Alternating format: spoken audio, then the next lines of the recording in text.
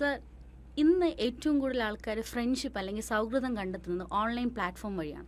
ഒന്നുകിൽ Instagram, Facebook, WhatsApp. ഇവർ തമ്മിൽ നേരിട്ട് കാണുന്നില്ല. അപ്പുറത്തിരിക്കുന്ന ആൾ എന്താണ് ചിന്തിച്ചുകൊണ്ടാണ് ഇവരോട് സംസാരിക്കുന്നതെന്ന് പോലും അറിയുന്നില്ല. പക്ഷെ സാറിൻ്റെ കാലഘട്ടത്തിൽ അല്ലെങ്കിൽ എൻ്റെ പാരൻസിൻ്റെ കാലഘട്ടത്തിൽ ഫ്രണ്ട്ഷിപ്പ് എന്ന് പറയുന്നത് നേരിട്ട് കാണുന്നത്, അടുത്തടുത്തിരുന്ന് സംസാരിക്കുന്നത്, സ്വന്തം ഇമോഷൻസ് ഷെയർ ചെയ്യുന്നത്. പക്ഷെ ഇന്ന് അങ്ങനെ ഒരു സൗഹൃദം നമുക്ക് എവിടെയും കാണാൻ കഴിയില്ല. ചിലപ്പോൾ ഫേസ്ബുക്കിൽ 1 മില്യൺ ഫ്രണ്ട്സ് കാണും, പക്ഷെ വിളിച്ചാൽ വരുന്നവരുടെ എണ്ണം കുറവാണ്. വിളിച്ചാൽ ഫോൺ എടുക്കുന്നവർ, അറ്റൻഡ് ചെയ്യുന്നവരുടെ എണ്ണം കുറവാണ്. നമ്മൾ എന്താണെന്ന് മനസ്സിലാക്കുന്നവരുടെ എണ്ണവും കുറവാണ്. സാറിൻ്റെ കാലഘട്ടത്തിലുള്ളൊരു ഫ്രണ്ട്ഷിപ്പും സാർ ഇപ്പോൾ കാണുന്ന സാറിൻ്റെ സ്റ്റുഡൻസിൽ തന്നെ ഫ്രണ്ട്ഷിപ്പ് എങ്ങനെയാണ്? സാർ അങ്ങനെ ഒരു ലൈഫ് കാണുന്നുണ്ട്, സാറിനൊന്ന് കമ്പയർ ചെയ്ത് പറയാമോ? നല്ല ചോദ്യമാണ് ഇപ്പോൾ അമ്മു ചോദിച്ചത്. ഇപ്പം എനിക്ക് ആദ്യമായിട്ട് പറയാനുള്ളൊരു കാര്യം, നമുക്കൊരിക്കലും രണ്ട് കാലങ്ങളെ വെച്ച് താരതമ്യം ചെയ്യുമ്പോൾ നമ്മൾ അതിൽ ഒരു ഒരു ഒരു ഒരു ബയസ് ചിലപ്പോൾ തോന്നാം ഒരു കാലത്തിലേക്ക്. അങ്ങനെ തോന്നാൻ പാടില്ല എന്നാണ് എനിക്ക് പറയാനുള്ളത് ആദ്യമായിട്ട്. എന്ന് വെച്ചാൽ എൻ്റെ കാലഘട്ടം എന്ന് പറഞ്ഞാൽ ഞാൻ ഈ പ്രായത്തിലായിരുന്നപ്പോൾ 80കളൊക്കെ ആയിരുന്നു, 80കളും 90കളും ഒക്കെ ആയിരുന്നു. അപ്പോൾ ആ കാലമല്ല ഇന്നത്തെ കാലം. പണ്ടൊക്കെ ഇപ്പോൾ ഉദാഹരണം പണ്ടത്തെ പ്രണയങ്ങൾ തന്നെ എടുക്കാം അല്ലേ. പണ്ട് പ്രണയിക്കുക എന്നു പറഞ്ഞാൽ ഒരു ഒരു ഒരു ഒരു വലിയ കെട്ടിടം പണിയുന്ന പോലെ, ഒരു വലിയ പാലം പണിയുന്ന പോലത്തെ പണിയാണ്. അതിന് ഒരുപാട് ദിവസങ്ങളെടുക്കും. ചിലപ്പം ഒരു ദിവസം, ഒരു 2 ദിവസം, 3 ദിവസം അതുവഴി പോകുമ്പോൾ ഒന്ന് നോക്കിയെന്ന് പോലും വരില്ല അല്ലേ. പിന്നെ ചിലപ്പോൾ നോക്കും. ഇപ്പോൾ എന്തെങ്കിലും ഒരു കമ്മ്യൂണിക്കേഷൻ നടക്കണമെങ്കിൽ ചിലപ്പോൾ ദിവസങ്ങളോളം എടുക്കും. ഇന്ന് ആക്ച്വലി ഈ സമൂഹ മാധ്യമങ്ങളുള്ളതുകൊണ്ട് ഇന്നൊരു നമ്പർ കിട്ടേണ്ട താമസമേ ഉള്ളൂ അല്ലേ. വാട്സപ്പ് നമ്പർ കിട്ടിക്കഴിഞ്ഞാൽ നമ്മളൊരു മെസ്സേജ് അയച്ചാൽ നമ്മൾ ബ്ലൂടിക്ക് നോക്കിയിരിക്കും അല്ലേ. നമ്മൾ ചിലപ്പോൾ 4 പ്രാവശ്യം അയക്കുമ്പം മറ്റേ ആൾക്ക് ഇഷ്ടമല്ലെങ്കിൽ കൂടെ എന്തെങ്കിലും പറയും അല്ലേ. എന്ന് വെച്ചാൽ പണ്ട് നടന്നു വന്നിരുന്ന കാര്യങ്ങൾ ഇന്ന് ഓടി വരികയാണ് അല്ലേ. അതുകൊണ്ട് ചിന്തിക്കുന്നതിനേക്കാളും അപ്പുറത്താണ് ഇന്നത്തെ കാര്യങ്ങൾ നടക്കുന്നത് അല്ലേ. അതുകൊണ്ടാണ് ആത്മഹത്യയും വളരെ കൂടിയിരിക്കുന്നത്. അപ്പോൾ എനിക്ക് പറയാനുള്ള ഒരു കാര്യം, സൗഹൃദങ്ങൾ പണ്ട് എല്ലാം നമ്മുടെ മുന്നിൽ കാണുന്ന ആൾ നമ്മുടെ മുന്നിലുണ്ട്.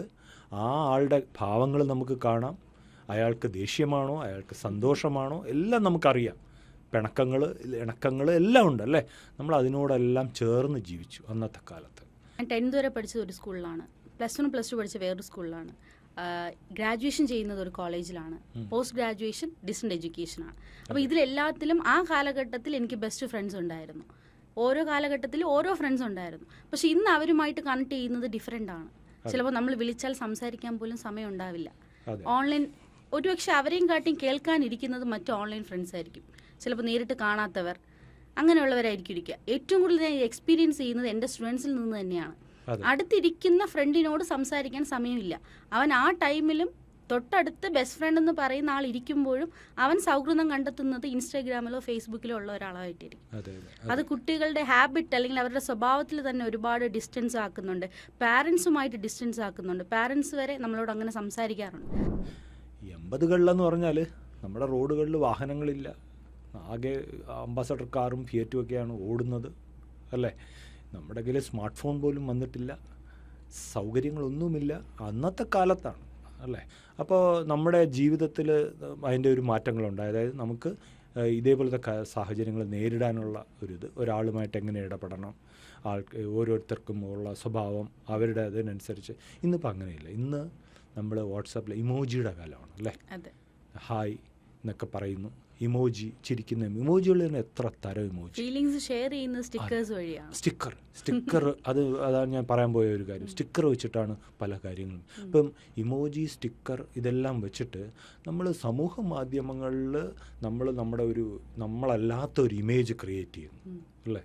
കഴിഞ്ഞ ദിവസം ഒരു സ്റ്റുഡൻറ്റ് ഞാൻ വിളിച്ച് ചോദിച്ചു, അതായത് നീ ഇന്നലെ ഒരു പോസ്റ്റ് ഇട്ടപ്പോൾ അതിനകത്തൊരു ഇംഗ്ലീഷിലൊരു ശശി തരൂർ എഴുതിയ പോലെ എഴുതി.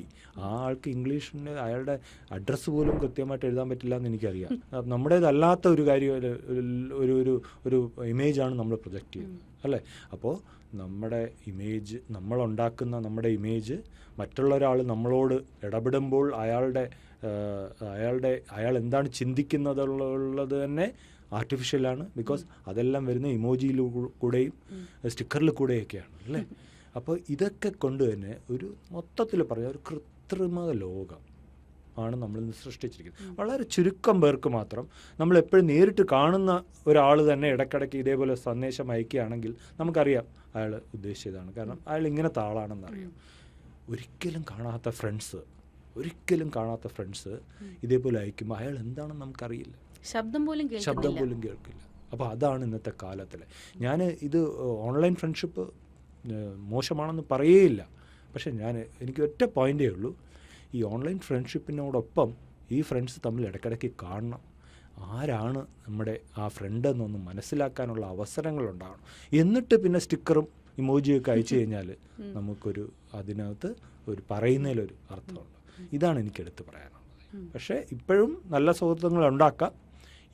നേരത്തെ പറഞ്ഞില്ലേ, സമൂഹ മാധ്യമങ്ങളിൽ നമുക്ക് 1000-ഓ 10,000-ഓ ഫ്രണ്ട്സ് ഉണ്ടായിക്കോട്ടെ, അതിലൊരു 5 ഫ്രണ്ട്സിനെ നമുക്ക് നേരിട്ടറിയാമെങ്കിൽ അതാണ് ശരിക്കും സൗഹൃദം.